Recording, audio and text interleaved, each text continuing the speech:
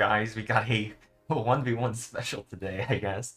I was waiting in the lobby and I was just looking around at the lobbies. I was like, I don't know if I want to play games today.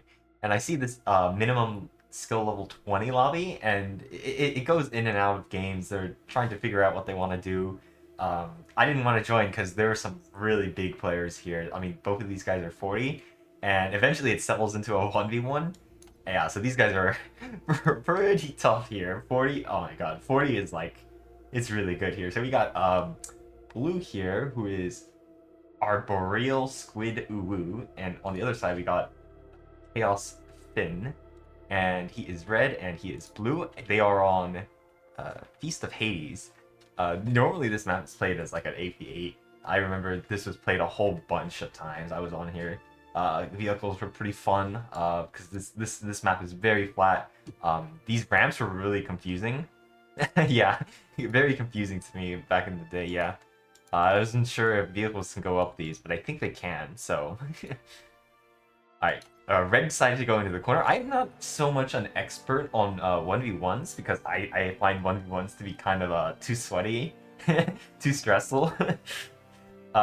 He's opting for the low ground here. I mean, I don't know how this pans out because it does give him like, I honestly, my analysis might not be so good. I mean, he could probably get to a bunch of mexes faster, but honestly, I don't think it makes that much of a difference because you can just send your vehicle, your guy out, and he just keeps going, you know, down the map.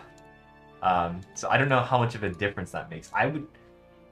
If I were playing, I would probably do what Red's doing and just get a corner because it's a lot easier to like hunker down here and then, I don't know, fight in like this pocket area. But I don't know how this works because 1v1 maps are so big, man.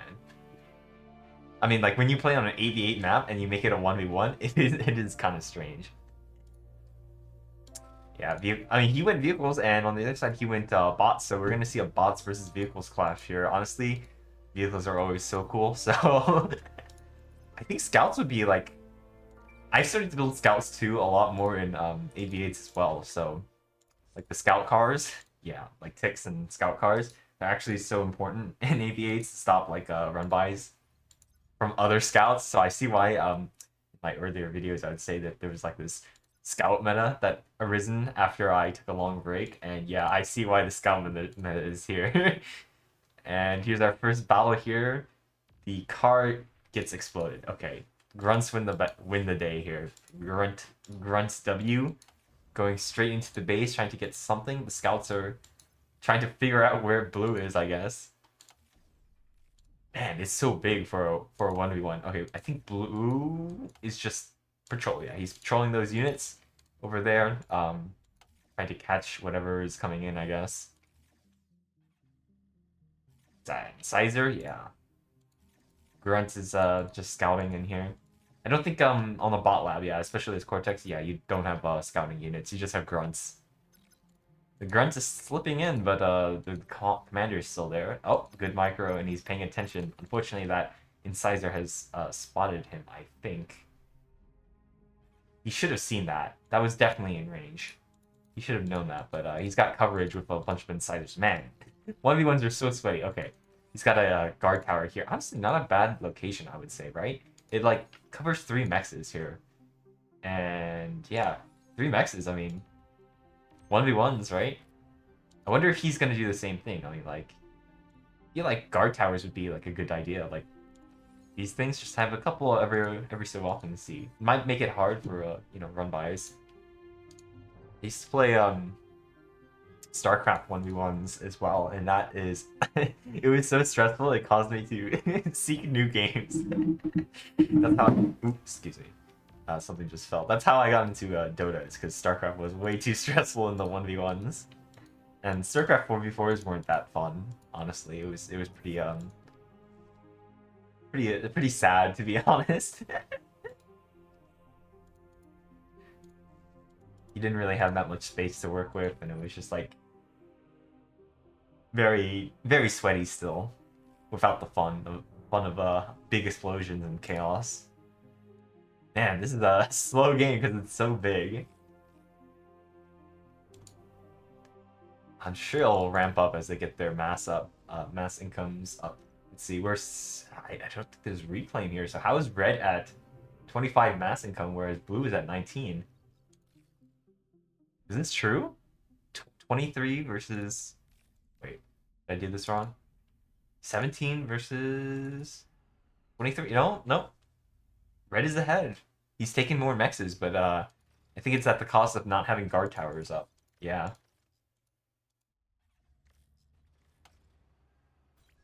But I say that, but he's got incisors, which are honestly, I mean, just as good when you have enough of them. Make these walls of units here.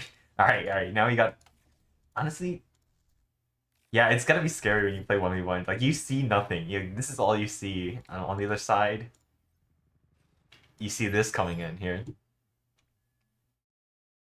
All those dots, but you're ready for it. You got your army here, and incisors should win against grunts, especially with these numbers. I think the incisors also have the speed advantage here, so they should be able to just collapse on these grunts. If he wants to take the fight, I would take that fight 100%. You got to mini surround. These guys need to these guys need to follow. We got a defeat in detail going on here. These like 4-5 incisors are getting pecked off before they can join the larger force. So those grunts got a great trade.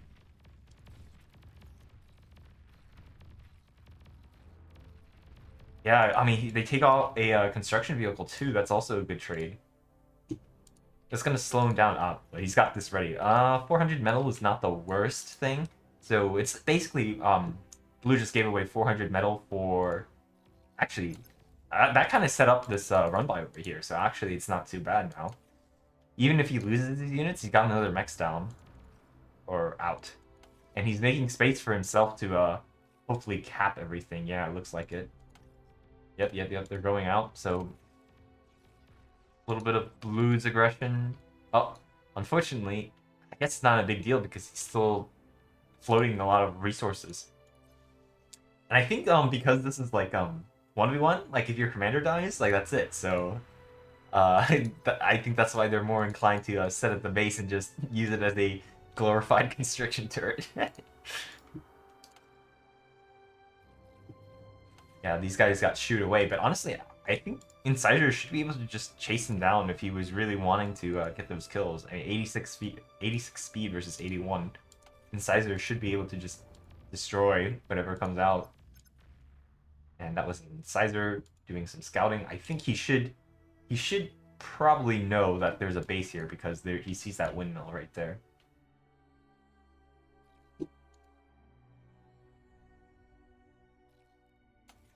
The Incisors could get in here and do a lot of damage actually, because that's 1,000 metal equivalent of like army value. 1,000.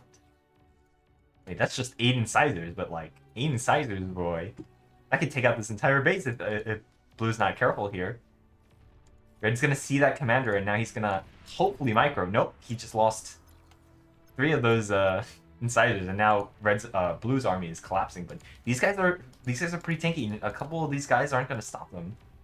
They really have to like break through or like get a good like engagement where they like get right on top of them. When they just barely into a range like that, the Incisors get good trades because they have a little more range, and they're faster. Oh, he just needs to target. He needs to get damage in. Come on. Everything's got... Oh, okay, he got a bit of a chain there. A couple windmills. I don't know, though. I feel like 700 metal for a couple windmills. His power is 300 versus 370. It could be worth it. The other brutes come in now. I think this is the meta for 1v1s, actually, is these heavy tanks, or medium tanks, but you know what I mean. Once again, like, tanks have the advantage of the speed and range over bots, so these tanks are actually getting pretty good trades, and I say that as I see an exploiter, bro. Exploiter, is he just building exploiters everywhere? Dude, he's got... Oh my god, he's got 3 exploiters on this side. Red's building an exploiter on this side too. Like, actually, that is a wall. That is actually a wall right there. That is 100% a wall. That's actually not a bad idea. It's working, and it's working for him. I almost got that mix. There's a lot of metal on this side of the map now, though. Yeah, like 2,000 metal. He could go T2 off of that, actually. Hey, that's a huge bank, too. 2,000 metal. He could go T2 anyways. Ah, yes, this is the meta, it seems. They don't want to go T2. They want to stay T1. It was kind of crazy how they Red got that chain reaction over here, though. Because these guys are all spaced out. I think he just spread the damage out so much that chain reaction happened anyways because they were all so low. Oh, wow. The fields of wind. Wind fields. Wind's not bad on this map. Yeah. 12% win risk. Average is 10? Yeah, that's nice. Oh, okay, we got another Brute v... What are these called? Brute v... Oh, okay, they're both Cortex, so it's Brute v Brute action here. It's called Stouts for the other faction. Oh, no. Blue is not on the point with Micro. He's just letting these guys run by him. Run by. That's 3 mexes, most likely. Yeah, 3 mexes. Now he has to chase them.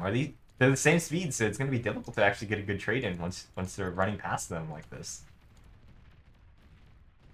Uh-oh. No bueno for Blue here. These guys are getting spread out here. Spread. Oh, now they're splitting up, making it more difficult. Honestly, that's 1, 2, 3, 4, 6 mexes, right? And he's gonna be more mexes once these guys get up the hills and stuff. One's almost gonna go down. Almost, but the hill's getting in the way. Micro ends over here. He gets 1 more mex on this side. Another mex here. And Micro ends over there. So that's like 8 mexes just went down for Blue here. He does get the bodies, which is still giving him a lot of mass. Whoa, that is a Resbot army right there. 13 of them. No Resbots on this side because he went only vehicles. And no, what do you call them? No, no bot labs. Man, how did these guys snuck in from here? I didn't even see that. Oh no, no, no, no, no. The Resbot army, dude. He's getting chased by 2 of them. Oh, this is rough, man. Rough for Blue. He's taking a lot of damage here. And his bot army is getting kind of repelled here because that's a lot of tanks here just waiting for him. He does have his own tank army, but he might be able to get his own run by here. Red's not reacting. That's not good. Blue's got a run by going now. Oh my god, these guys are still bandits in the backline, but they're not cute to hit anything important yet. And another wave of tanks are here to sandwich them in. Blue's not actually in a good spot here. This is bad. Yeah, if you go like this, I think that would be the better choice, because now you take the fight with the fewer brutes. Yeah, I think he should have done that much sooner. These guys would have been chasing. He would have taken the fight with the fewer brutes like this, but he would have had like one or 2 more tanks. And so that would have been a little better for a fight here. Fortunately, he's going to run into the armed exploiters. This seems like to be the meta here, is the armed exploiters. I mean, they're strong, man. I remember in my tier list video, I rated them really highly. They're very annoying. Another tank push here. Oh, it's exposed. Completely exposed. The commander's out of position for no reason, I think. And that might be game. They're on the base. He's only got... They're on the base, guys. This ain't good, Blue. This ain't good. Most of his units are still chasing this one tank over here, but nothing's going on. Blue's losing his power. Tanks need to keep moving. I don't know, guys. This looks real bad for Blue now. Oh yeah. Oh yeah, the chain reaction's going off. Oh. Commander, I think he controlled self-destruct. Yep. And thanks for watching this 1v1. Kind of interesting. And goodbye.